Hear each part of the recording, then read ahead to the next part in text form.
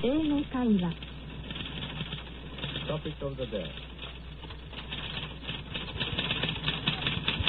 担当は松本徹先生。お相手はカレン・レイノルズさんです。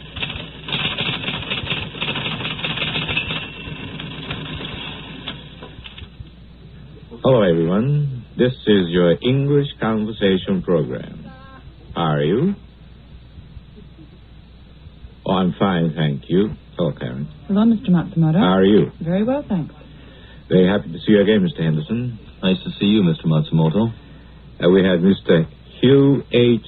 Henderson last week. Mr. Henderson is the Far East manager of Scholastic Japan. Karen, Scholastic Japan is a publishing firm, isn't it? Right. Children's books primarily. It's headquartered in the States. I think Mr. Henderson is over here working with teachers in Japan, or? That's right. We're working with teachers and trying to point out to them the advantages of books that are simple and easy to read with lots of pictures, and this will help the students in their study of English. Do you teach English here? I don't teach at the moment, but I have been teaching in the past.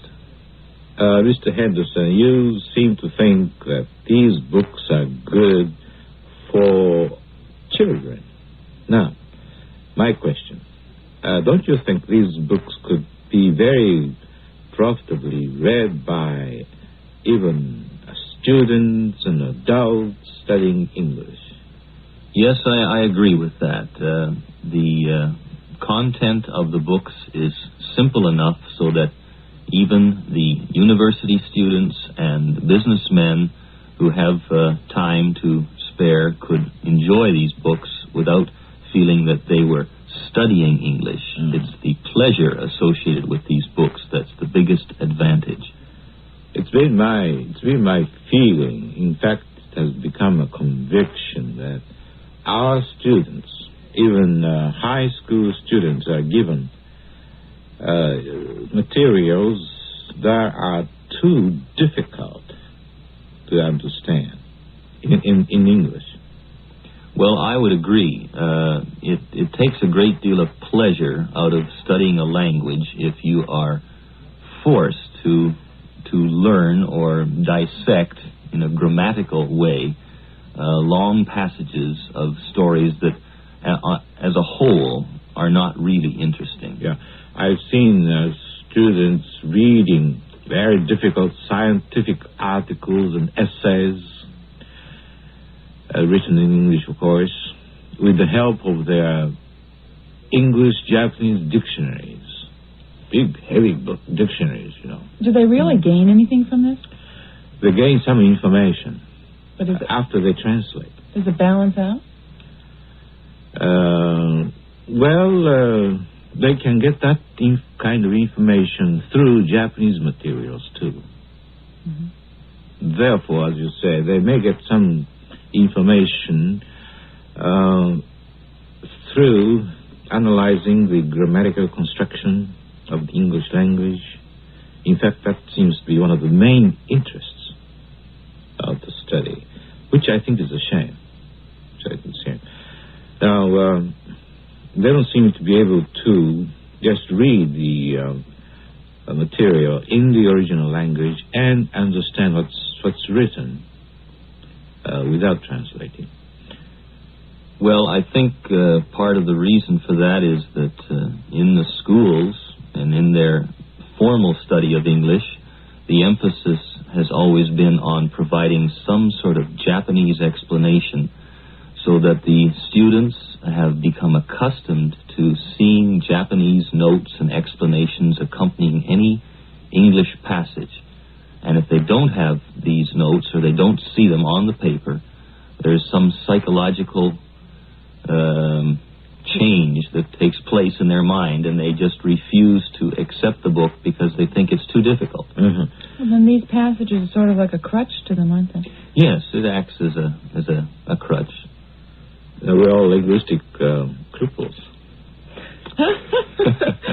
Now, I have always felt, as I said, that our textbooks are, as we advance in grade, too become too difficult. Therefore, I think we ought to advance more slowly and widen the area in which material should be written and cover a variety of subjects, more interesting subjects. That's where I think perhaps the books by your company come in, and some other companies as well. We should make what we're reading more interesting and true to life, up to date, shall we say. Yes, it doesn't help a student in his English, I think, to be reading something that has no relevance to today. It is something that describes life or ways of life of many, many years ago. He wants to read something in English about other people in the world today, what they're doing today and what they're interested in and what they do in their free time, for example. Exactly. Do you think that this is one of the most common errors in teaching English here? Well, it is.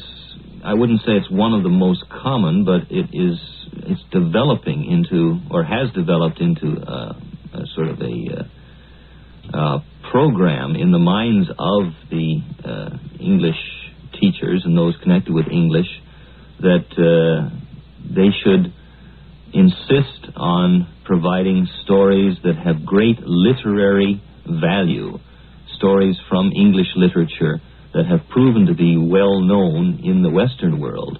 But they forget one thing, that the Japanese student of English is not interested so much in reading that if he can't understand it, and he doesn't want to spend too much time grammatically analyzing these passages because it takes all the pleasure and fun out of learning the language. Right. Now, one more difficulty we seem to have is that of pronunciation. No matter what we say, we don't seem to get understood. And we don't seem to understand what people are saying. What's wrong? Well, in pronunciation there are several problems. English is so different from Japanese that this is the first problem. And Japanese has, in the past, taken many, many words from English and put them into Japanese and write them in the kana form. And when you have a word in kana in Japanese, a student finds it easier to remember it in kana, but the original word is English. Yeah. And so when they try to repeat that word in an English conversation, their mind more easily adjusts to the kana pronunciation. Uh-huh.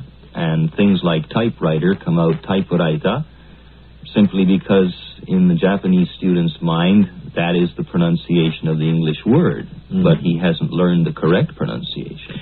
Karen, have you ever had any experience of misunderstanding because you used real English? Well, I think like the other day I was trying to find the word for cover, buttons that I would cover. So I didn't know how to do it, and I just said it in kana, cover button. And I got what I wanted. So I just tried the other, it works two ways, though. Although I think that it is unfortunate that people do call a book a book, and their speech and their kana do mix up. And I think that it's a bad habit to get into. And I think that this is one of the problems with the younger people, that you'll hear them saying they speak English, but they don't really. They're speaking kana. I was reading in the paper the other day about an American woman who was invited to have kali rice for ranchi. She got that straightened out later on, though. Now, as you meet English teachers, as you meet students who are studying English in Japan, what do you really suggest that we do? Well, it's a very difficult problem, and there's no easy solution, of course. You can't provide an instant answer to this. My suggestion would be that in my discussions with teachers and educators, that they pay more attention to selecting materials which appeal to the student rather than selecting materials that the teacher thinks are good literature and can be used in the classroom in a grammatical sense. The students are interested in reading things in English. This has been proven. but it's what they're reading that's the most important. And I think the selection of materials is the most important problem at the present time. This would help improve the English education of students. Thank you very much, and I think that explains why you're here. Mr. Henderson, Hugh H. Henderson にいろいろお話を伺いました。皆さんご存知かもしれませんけれど、私もこれで、22年間の英語会話放送生活を終わることになります。今日は総まとめといっては甚だ大げさになりますけれども、今まで放送してきたことの中から、まとめていろいろお話をしたいと思うんですが、結局、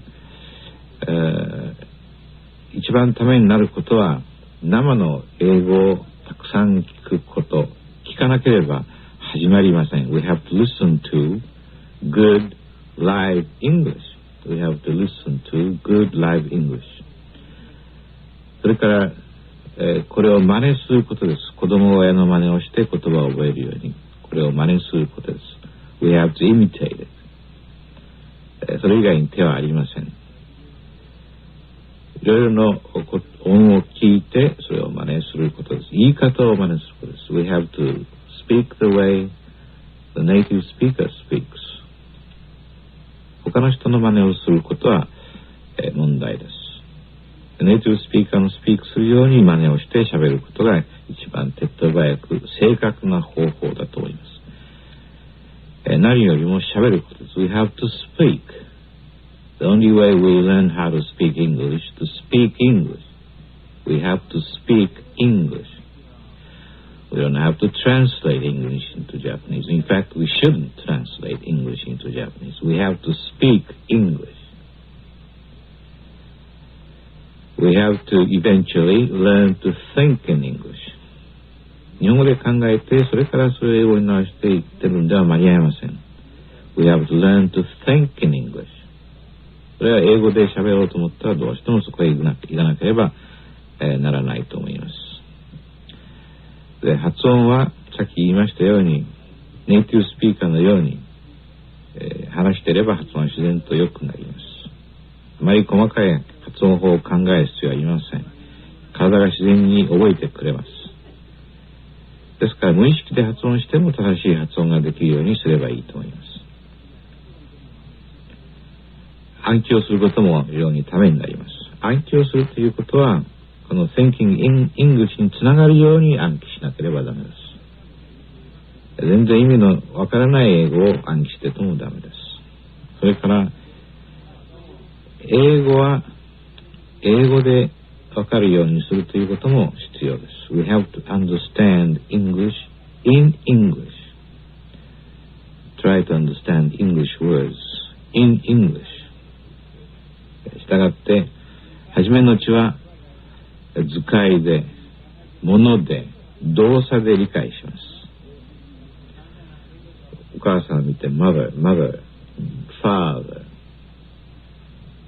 car, room 何でも物を見ればわかりますから、いちいちそれをお父さんお母さん部屋だ自動車だと訳す必要ないと思います。そういうふうに物で分かっていると思います。こういうふうにして覚えていってください。 English, understand English in English. Listen to good English. Imitate good English.